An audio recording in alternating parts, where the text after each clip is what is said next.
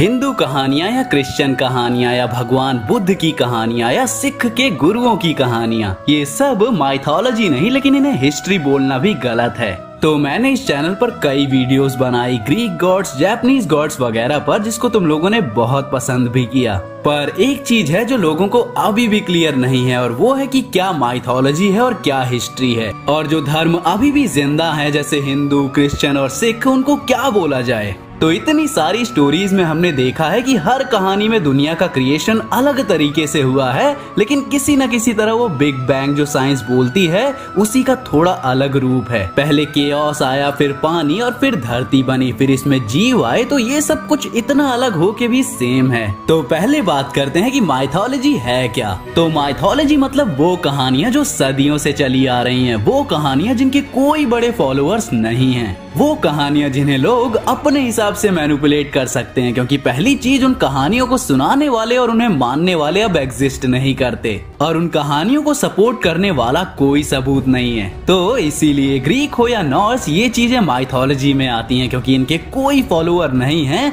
और इन कहानियों को सपोर्ट करने का कोई तरीका नहीं है। तो अब हम सोचेंगे कि क्रिश्चियन या सिख या हिंदू या बुद्धिज्म, ये सब हिस्ट्री होगा फिर, पर नहीं। हिस्ट्री का मतलब होता है किसी भी पर्सन, ग्रुप या किसी सब्जेक्ट को सेंटर में रखते हुए जो इन्फो रिकॉर्ड किया जाता है उसे हिस्ट्री बोलते हैं। हिस्ट्री लोगों ने जी होती है और उसके सारे रिकॉर्ड्स अवेलेबल होते हैं। तुम हिस्ट्री को झुटला नहीं सकते, तुम हिस्ट्री पे यकीन करने से मना नहीं कर सकते। वर्ल्ड वॉर हुई थी तो हुई थी, उसके इफेक्ट अभी तक दिखते हैं। तो हिस्ट्री एक सॉलिड रिकॉर्डेड इन्फो होता है उन ह्यूमन इवेंट्स का जो लोगों ने जिए हैं। तभी तो अगर कोई अकेला बंदा अपनी कोई कहानी बताता है, अब चाहे वो सच ही क्यों ना हो, अगर उसके पास प्रूफ नहीं होता तो वो कहानी हिस्ट्री में रिकॉर्ड नहीं होगी। तो फिर ये सारे धर्म जो मैंने गिनवाए, उन्हें क्या बोला जाए? तो वो है थियोलॉजी। अब थियोलॉजी का मतलब होता है उन धर्मों से जो गॉड्स और नेचर के बारे में स्टडी करते हैं। जैसे कि हिंदुइज्म, ना सिर्फ थियोलॉजी में डिटेल्ड टेक्स्ट होते हैं कि ये इवेंट्स कैसे और कब हुए थे,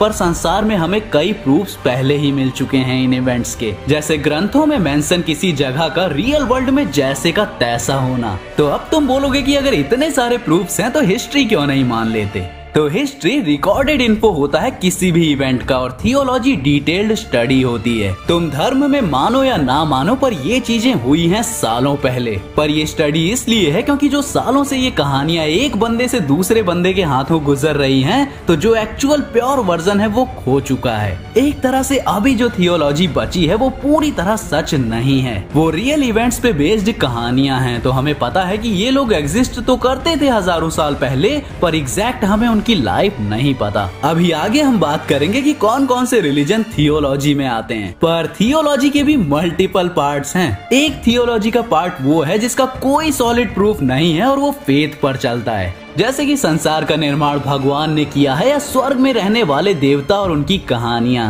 विश्वास और अलौकिकता, इसी पर ये थियोलॉजी चलती है। दूसरा वो जहां उन इवेंट्स को रिकॉर्ड किया जाता है जिनको सपोर्ट करने के प्रूफ तो हैं हमारे पास, पर ये एग्जैक्टली ऐसा ही हुआ था जैसे लिखा है या फिर अलग हुआ था उसका पता नहीं है। जैसे रामायण, महाभारत और ऐसे ही और भी कई सारे इवेंट्स। अब आदि पुरुष जैसे चेंजेस बहुत हुए हैं टाइम पर, तो कई लोगों को तो ऐसा लगेगा ना कि राम भगवान के सामने रावण सीता माता का हरण करके ले गया। और रिसेंट की एक वो फीमेल राइटर हैं जिन्होंने अपने वर्जन की महाभारत में ये बताया है कि माता द्रौपदी कर्ण को कामुकता की नजर से देखती थी। लोग अलग अलग तरह के सबके वर्जन रीड करने लग गए हैं, तो आज से 50, 60, 100, 200 साल बाद तो लोगों को यही सच लगेगा ना। तीसरा है वो थियोलॉजी जिस पर भगवान को ना मानने वाले लोग स्टडी करते हैं। जैसे ये तो कोई झुटला नहीं सकता कि ये इवेंट्स हुए हैं, पर धर्म को फॉलो करने वालों से अलग कुछ लोगों का मानना है कि ये कोई गॉड्स का काम नहीं था। असल में हमसे पहले की सभ्यता एडवांस थी, बहुत ज्यादा एडवांस, इतनी कि हमारे लिए वो सब भगवान समान ही हैं। पर हर युग के साथ वो इंसान आपस में लड़ने लगे, और महाभारत एक तरह से उन एडवांस इंसानों के युग का खात्मा था, जहां उनकी टेक्नोलॉजी, उनकी जो इंसानी लिमिट्स जहां तक पहुंच गई थी, वो उनके साथ ही खत्म हो गई। और हमारा युग एक रीस्टार्ट है पूरी इंसानियत के लिए। अब वैसे तो ये एग्जाम्पल है, लेकिन ये थियोलॉजी वो है जो प्रैक्टिकल लॉजिक ढूंढती है धर्म में। तो अब तुम समझ गए होगे कि माइथोलॉजी यानी वो कहानियां जिन्हें प्रूव नहीं किया जा सकता। हिस्ट्री यानी रिकॉर्डेड इवेंट्स जो हुए हैं और उनके 100% सबूत हैं, और ये हमेशा इंसानी लेवल पे होते हैं।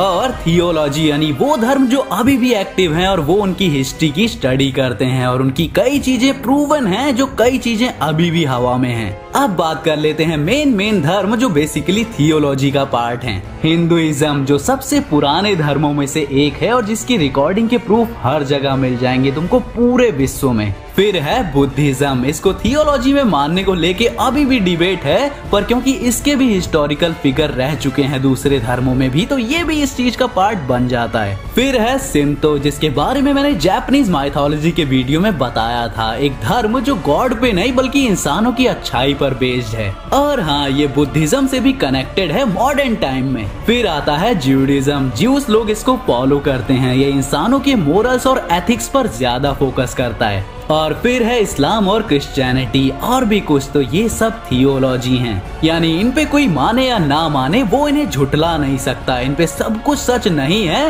लेकिन सब कुछ झूठ भी नहीं है। ये प्रॉपर हिस्ट्री नहीं है तो प्रॉपर माइथोलॉजी भी नहीं है। तो बस यही थी छोटी सी एक्सप्लेनेशन। अब आगे से लड़ने की जरूरत नहीं है। तो अब अगर तुम्हें किसी स्पेशल माइथोलॉजिकल कहानी पे वीडियो चाहिए तो कॉमेंट कर देना और मैं मिलता हूँ किसी और वीडियो के साथ। तब तक के लिए बी फैंटास्टिक।